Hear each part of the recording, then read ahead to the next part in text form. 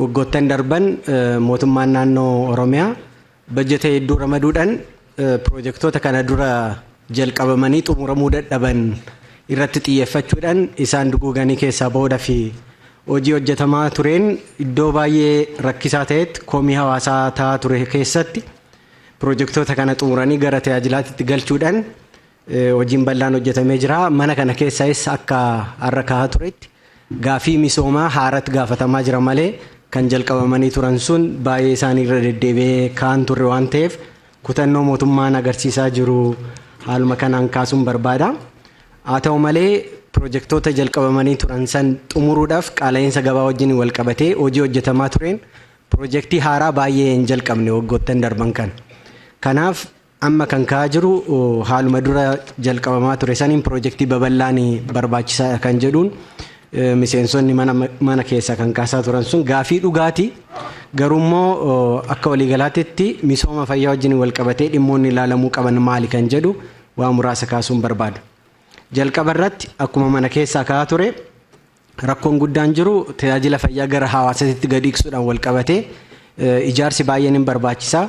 Bu'uuraaleen misoomaa baay'een ijaaramuu qabu kun waanuma ta'uu qabu. Facaatiidhaanis wal qabatee facaatiidhaan waliin fakkaatan godinuma tokko keessa ta'ee misoomni odoo jiru garuu iddoo hawaasni barbaaduu fi bu'uuraalee biraa kan akka daandii kan akka bishaanii kana wajjin wal qabatee walitti hidhamiinsa isaa wajjiniin ciccitaadha jedhee kan ka'aa ture sunis gaafiidhuma dhugaati. Kanan biraa dhimma qulqullina wajjin wal qabatee gaafii ka'aa ture. Dhaabbileen hin jiru garuu keessoon isaanii meeshaa yaalaa, bishaan, qoricha, ogeessa fayyaa guuttachuu dhabuudhaan wal qabatee gaafiin ka'aa jiru hin jira. Sadaffaa irratti immoo gaafii amma ka'aa jiru waggaa laallu fedhii haaraa misoomaa fi haala qabatamaa addunyaatii fi naannoo keenyaa jijjiiramuu wajjin wal qabatee dhaabbilee kaleessa ijaaraa turre san amma ijaaruu hin qabnu. Keessattuu dhibeewwan daddarboon ta'an wajjin wal qabatee rakkoo uummataa ta'aa kan jiran kun bajeta guddaa, misooma guddaa fi bu'uuraalee misoomaa amalli isaanii adda ta'e ijaaramuu akka qaban kan namatti agarsiisu waan ta'eef kanneen walitti hidhaanee waggaa laallu misoomni fayyaa jalqaba irratti ijaarsa odoo hin ta'in baasii guddaa kan nama baasisu isaan itti aansanii baasiiwwan dhufan jechaadha. Qoricha, meeshaa yaalaa, ogeessota sadarkaa isaanii eeggatanii ramaduu wajjin wal qabatee baay'ee qaaliidha waan ta'eef akkamitti gaafii uummataa keenya kanaa fi dandeettii mootummaa keenya wal simsiisuu dandeenya kan jedhu kun sirriitti ilaalamuu qaba jechaadha. Baay'ee barbaachisaadha. Gama ogummaatiinis nus hin deeggarra garuu immoo hanqina nuyi qabnu kana wajjiniin yeroo gabaabaa kana keessatti akkamitti keessaa bahuu dandeenya kan jedhu kana miseensonni caffee akka nu hubatan. Fakkeenyumaaf hospitaala wajjin wal qabatee yeroo ammaa fedhiin naannoo keenya hospitaala speeshaalaayizidii mootii baay'ee kan nama sardaa jiru. Hospitaala jalqabaa bu'uuraalee jalqaba irratti uummanni keenya irraa fayyadamuu danda'u guutuu wajjin wal qabatee hospitaala 300 olitu nu barbaachisa. Hospitaala 300 barbaachisaa mana kana keessa kan ka'an hunda isaanii dhaggeeffadheen jira. Akka biiroo keenyattis hospitaalota barbaachisoodha jennee qaban.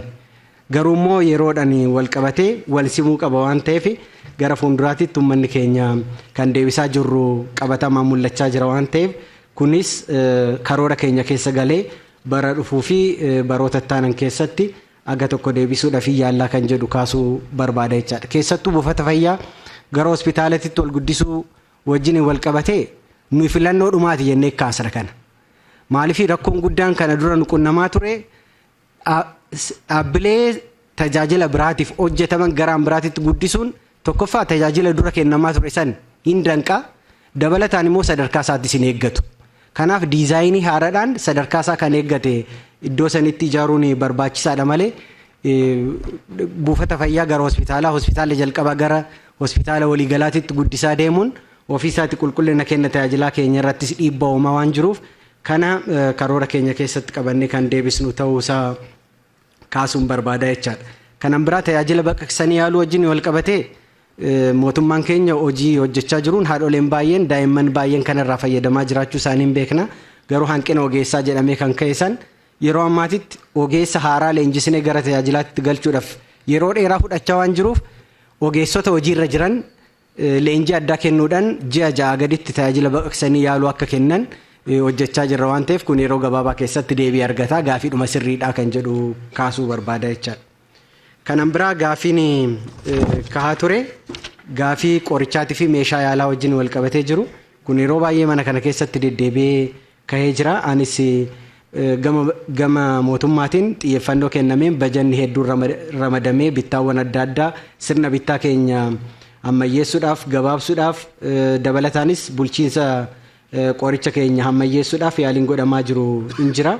Haa ta'u malee garuu qaala'insa amma addunyaa wajjin wal qabatee qorichoonni biyya keessatti oomishamuu dhabuu wajjin wal qabatee dabalataan immoo iddoo tokko tokkotti akkuma kabajamtoonni miseensonni caffee kaasaa turan bulchiinsa isaa wajjiniin hanniin jira kan jedhu kan ka'e sun iddoo irra gaametti tarkaanfii fudhatamaa jira. Garuu bal'ina dhaabbilee fayyaa nuyi qabnu wajjin wal qabatee kan miliqeessoo jiraate tarkaanfiin fudhanna. Garuu falli guddaan akkuma kana dura kaasaa ture ofii keenya faarmaasii hawaasaa babal'isaa kan jiru kun xiyyeeffannoon isaa iddoo hundatti waliin fakkaatu waan ta'eef mana qopheessuu ogeessota qopheessuu wajjin wal qabatee irratti hojjetame deebii guddaa fidaa jiraachuu isaatii fi oomisha biyya keessattis jajjabeessuudhaaf yaaliin godhamaa jiraachuu isaa kaasuun barbaada. Dabalataan hawaasni keenya addunyaarra jiraata keessattuu diyaaspooraan biyya alaa jiraatan gurmuudhaan meeshaa yaalaa biyya adda addaarraa walitti qabuudhaan gara biyya keenyaa fidaa jiran kun bittaa ofii keenya gaggeessaa jiru irratti dabalataan qaawwa qabnu kana guutuu keessatti ga'ee guddaa taphachaa jira waan ta'eef fakkeenyaaf gara godinoota Harargee lamaan Harargee Bahaatis Harargee Lixaatis hojiin jalqaba irratti achitti jalqabame amma Oromiyaa guutuu irratti bal'achaa jira waan ta'eef kun cimee itti fufuu qabaa kan jedhu kaasuun barbaada jechaadha. Kanarraa kan hafe hojiiwwan amma kaa'aa turan kan ogeessa fayyaa wajjin wal qabatee jiru dhugaadhaa hanqinni ogeessa fayyaan jira. Mootummaan naannoo bajata hedduu ramaduudhaan seektaroota muraasa ogeessa akka qaxaramu heeyyama keessaa tokko kana garuu sadarkaa aanaatitti xiyyeeffannoo wal fakkaatuun deemamaan jiru. Sadarkaa aanaatitti buufataaleen fayyaa keenya duwwaadha kan jedhu sadarkaa mootummaa naannoo qofatti odoo hin ta'in sadarkaa mana marii aanaati irratti bajanni gahaan ramadamee ta'u ogeessota kana bakka buusaa deemuun baay'ee murteessaadha.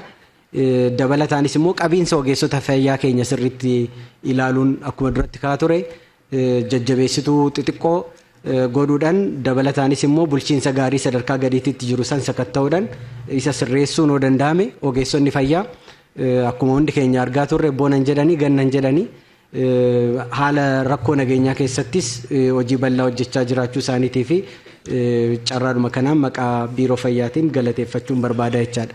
Kadhumaa dhaabbilee fayyaa rakkoo nageenyaatiin miidhamanii jiran iddootti deebisuu wajjin wal qabatee mootummaan naannoo mootummaa federaalaa wajjin ta'uudhaan xiyyeeffannoo addaatiin hojii hojjetamaa jiru. Keessattuu waajjira pirezidaantii biiroo maallaqa Oromiyaa ministeera maallaqa biyyoolessaa dabalataanis immoo kallattiidhumaan ministeera keenya wajjin ta'uudhaan ragaawwan mancaatii dhaabbilee fayyaa amma jiran kana walitti qindeessuudhaan qaawwaalee isaan qaban san deebisuudhaaf yookaan hiikuudhaaf tattaaffiin godhamaa jira. Asirratti rakkoon jiru garuu qulqullina ragaa wajjin wal qabatee kan jiru.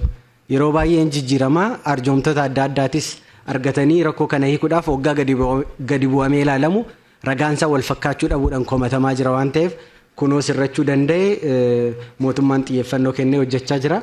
Hundaa ol garuu hirmaannaa hawaasaatiin akkuma gaafiin kaa'aa ture Wallagga Bahaatirraa carraadhuma kanaan Wallagga Bahaa galateeffachuun barbaada. Dhugaa dubbachuudhaaf dhaabbilee fayyaa sababa adda addaatiin manca'anii turan hirmaannaa hawaasaatiin kan dura turan caala qulqullina haala eeggateen deebisanii ijaaruudhaan tajaajilatti galchuudhaan hojiin bal'aan hojjetamaa turee jira. Haaluma wal fakkaatuun iddoon biraatittis kun cimee itti fufuu qabaa kan jedhu kaasuudhaafi gaafiin kaa'aa ture gaafii haqaati gaafii biiroo fayyaa irrattis beekamu garuu humnuma mootummaan qabuu fi tartiibuma misoomaa keenya wajjin wal qabatee waan yeroo eeggachaa jiraniif tumsa nu gootaniif galatooma jechuun barbaada ulfaadha.